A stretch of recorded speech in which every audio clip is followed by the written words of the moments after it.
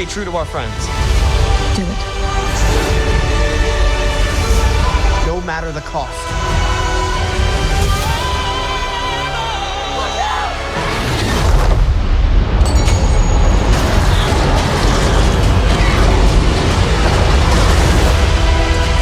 Stranger Things Season 5. Stranger Things Season 5 is the final season of the Netflix show Stranger Things.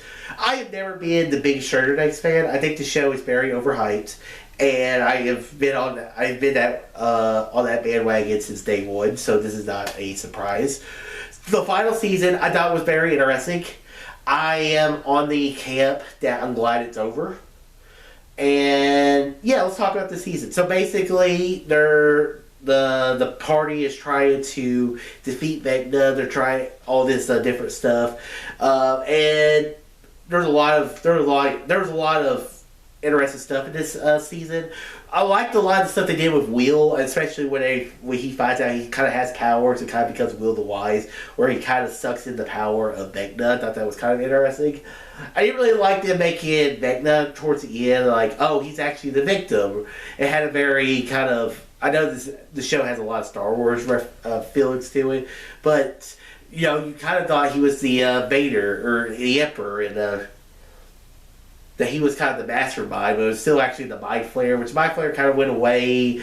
The ending kind of wraps everything up into a perfect little bow, and I feel like, since the show has been out for almost a month now, I feel like I can go ahead and talk spoilers about it. I feel like there should have been some character deaths of the main characters. I really like.